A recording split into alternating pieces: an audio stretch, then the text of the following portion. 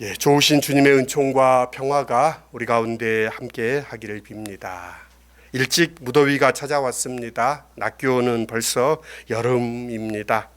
베란다에 들려오는 오로벨 소리가 풍경 소리처럼 계속해서 울리고 바람에 담쟁이가 하늘거리고 장미도 흔들립니다. 또 작약도 마지막 향을 피워 올리는 때입니다. 이 아름다운 때에 우리는 주님을 예배합니다. 말씀드렸던 것처럼 성령 강림절 전 주일을 세계 교회는 그리스도인 일치를 위한 기도 주일로 정하였습니다. 오늘 요한복음 17장을 본문으로 주님의 말씀 듣기를 원합니다. 요한복음은 13장부터 17장까지 예수님은 지상에 남겨질 제자들을 위해 기도하고 격려하고 하나님 나라의 삶의 방식을 가르치십니다. 저는 이 구절들 속에 담긴 예수님의 마음을 우리가 이해한다면 오늘 그리스도인들의 삶은 달라질 거라 생각합니다. 읽지는 않았지만 13장 1절을 읽을 때마다 깊은 감동이 밀려옵니다. 유월절 전에 예수께서는 자기가 이 세상을 떠나 아버지께로 가야 할 때가 된 것을 아시고 세상에 있는 자기 사람들을 사랑하시되 끝까지 사랑하셨다. 그렇습니다. 이 사랑이 지금 우리를 붙들고 계십니다. 주님께서 사람들을 사랑하시되 끝까지 사랑하십니다. 16장에는 말미에는 예수님은 제자들이 세상에서 환난을 당할 것이라고 말씀하십니다. 사탄이 빛을 싫어하듯 음습한 욕망과 죄악에 사로잡힌 이들은 새로운 세상을 꿈꾸는 이들을 미워합니다. 세상에서 누릴 것 다 누리고 사는 이들은 세상의 토대를 뒤흔드는 이들을 용납하려 하지 않습니다. 주님은 제자들이 겪게 될 시련을 내다보고 계십니다. 누군가에게 미움의 대상이 된다는 것은 결코 유쾌한 일이 아닙니다. 진리의 길을 가려는 이들은 대가를 지불할 각오를 해야 합니다. 미움받는 것이 싫어서 자꾸 진실을 회피할 때 우리의 영혼은 점점 파리해져 갑니다. 간지가 말했다지요. 비겁은 안전한지를 묻는다. 편의주의는 정치적인가를 묻는다. 허영은 인기가 있는지를 묻는다. 그러나 양심은 옳은가를 묻는다. 양심이 옳다고 말하기 때문에 일을 해야 할 때가 있다. 이것이 간디의 말인데요. 저는 김구 선생님의 말씀도 떠오릅니다. 그 일이 가능하냐 가능하지 않느냐가 아니라 그 일이 옳으냐 그르냐 이것이 더 중요하다라고 말합니다. 그 일이 이익이 되느냐 보다 그 일이 옳으냐를 물을 때 그는 의의 사람이 됩니다. 그래서 김구는 정치가가 아닌 위대한 민족의 스승으로 기억되나 봅니다. 제자들에게 닥쳐올 환난을 내다보며 주님이 하신 말씀은 얼마나 담대합니까? 너희는 세상에서 환난을 당할 것이다. 그러나 용기를 내어라. 내가 세상을 이기었다라고 말씀하십니다. 이 말씀을 마치신 후에 예수님은 눈을 들어 하늘을 우러러보고 말씀하셨습니다. 아버지, 때가 왔습니다. 아버지의 아들을 영광되게 하셔서 아들이 아버지께 영광을 돌리게 하여 주십시오. 요한복음은 때라는 단어에 주목합니다. 요한복음에는 때라는 진술이 자주 등장합니다. 가나의 혼인잔치 이야기에서 어머니 마리아가 그 집에 포도주가 떨어졌다고 귀뜸하자 주님은 아직 내 때가 오지 않았습니다 라고 대답합니다. 초막절에 형제들이 예루살렘에 올라가 자기를 세상에 드러내라고 권하자 내 때는 아직 오지 않았다고 예수님께서 말씀하십니다. 그러던 주님께서 오늘 본문에서는 마침내 내 때가 왔다고 말씀하십니다. 보내심을 받은 이로서의 예수님의 때는 임무를 완수하고 보낸 분에게 돌아가는 때입니다. 그 때는 죽음의 때이고 그 때는 하나님의 영광이 드러나는 때입니다. 고난과 영광이 연결되어 있음을 알 수 있습니다. 주님은 당신의 때를 앞당기려고 조바심 내지도 않았고 그 때를 회피하려고 도망치지도 않으십니다. 때가 무르익기를 주님은 기다리실 뿐입니다. 그리고 자기의 때를 분별하여 그 때에 맞는 삶을 사는 사람은 지혜로운 사람입니다. 예수님에게 그 때가 왔습니다. 여러분의 때는 언제입니까? 아직입니까? 이미 왔습니까? 요한복음 17장은 통째로 하나의 기도문입니다. 예수께서 홀로 외딴 곳에서 기도를 드렸다는 언급은 복음서에 자주 등장하지만 어떤 내용으로 기도하셨는지는 거의 밝혀지지 않습니다. 우리가 주님의 기도라고 명명하는 주기도문이 등장하지만 그것은 예수께서 드린 기도가 아니라 제자들에게 가르쳐 주신 기도입니다. 내 뜻대로 마시고 아버지의 뜻대로 하옵소서라고 말씀하셨다는 겟세마네의 기도의 내용이 널리 알려져 있기도 하지만 이 역시도 짧고 단편적입니다. 그에 비해 유일하게 요한복음이 완결성을 지닌 예수의 기도를 소개하는데 오늘 본문 요한복음 17장 전체가 예수님의 기도입니다. 그렇지만 요한복음 17장은 사람들에게 잘 읽히지 않습니다. 오히려 우리는 이 예수님의 기도보다는 일상적인 간구가 담겨 있는 주기도문으로 예수님의 기도를 기억합니다. 일용할 양식을 주십시오. 시험에 들지 않게 해 주십시오. 죄를 용서해 주십시오. 이런 짧은 간구가 들어있는 이 주기도문은 마치 일산의 언덕과 같은 일상의 기도입니다. 여기에 반해 오늘 요한복음 17장의 기도는 장대한 산과 같습니다. 예수님이 아버지 하나님과의 관계를 고백하고 영생과 교회의 일치를 위해 기도한다는 점에서 다릅니다. 오늘 요한복음 17장 예수께서 드렸던 이 기도는 세 부분으로 이루어집니다. 1절부터 5절까지는 예수님 자신을 위한 기도입니다.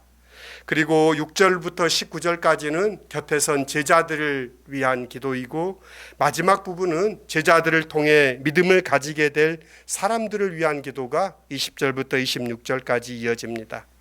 기도의 대부분이 6절부터 26절까지가 제자들과 후대의 신앙 공동체를 위한다는 점에서 요한복음은 최초의 독자들은 물론 오늘 우리도 이 기도 속에 포함됩니다. 예수께서는 먼저 자신을 위해 기도합니다. 예수님은 시간의 끝에 서서 하나님께 청합니다.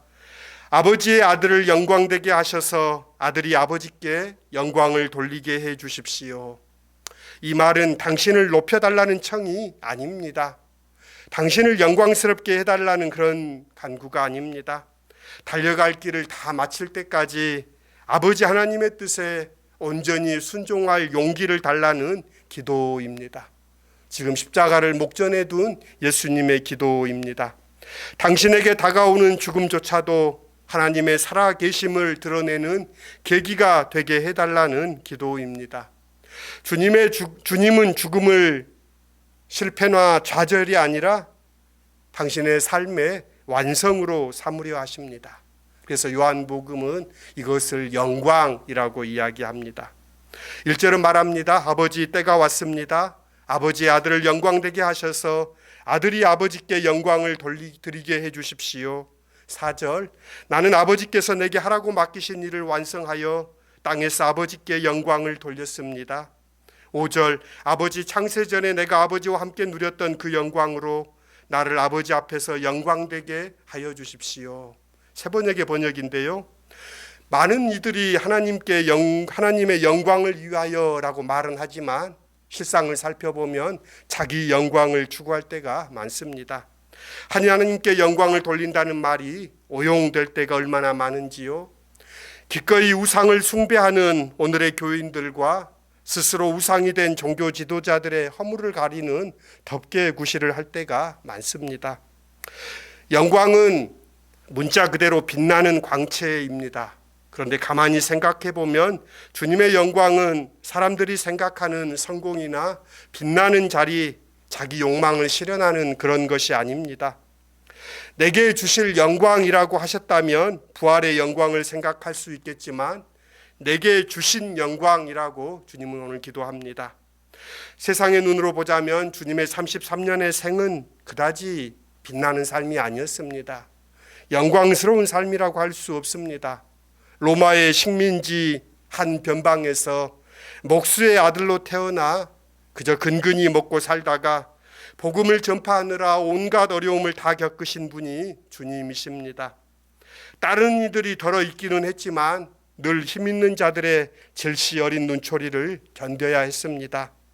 마침내 죽음이 임박했음을 절감할 수밖에 없는 상황에서 다소 뜬금없이 보이는 영광이라는 말을 하십니다. 이 말을 이해하기 위해서 우리는 오늘 본문을 자세히 살펴보아야 합니다. 예수께서 말씀하신 영광은 세상 사람들이 부러워하고 욕망하는 것이라기보다는 하나님과의 깊은 일치를 뜻하는 말임을 알 수 있습니다. 하나님께 영광을 돌린다는 것은 하나님께서 하라고 맡겨주신 일을 완성하는 것임을 알 수 있습니다. 주님은 우리를 구원하기 위해 당신의 온 몸을 바치셨습니다. 당신이 험한 세상에 다리가 되어 하나님과 우리 사이를 이어 주었습니다. 바로 그것이 주님의 일이었습니다. 주님은 그 일을 통해 하나님께 영광을 돌리셨고 그를 통해 하나님과 하나 되는 영광을 누리셨던 것입니다. 그러기에 주님의 영광은 주님의 순환과 분리될 수 없습니다. 십자가의 영광이라는 말이 오늘 여기에 해당합니다. 그러기에 영생은 영원히 사는 육의 생명이 아닙니다. 요한은 영생이란 오직 한 분이신 참 하나님을 알고 또 아버지께서 보내신 예수 그리스도를 아는 것이라고 말합니다. 하나님을 안다는 말은 구약에서 하나님의 친밀한 사귐을 뜻하는 말입니다. 주님은 당신이 양들도 풍성한 생명을 누리게 하려고 왔다고 말씀하십니다. 주님은 혼신의 힘을 다하여 사람들이 영생을 누리도록 하셨습니다. 주님은 그런 삶을 통해 땅에서 하나님께 영광을 돌리셨습니다.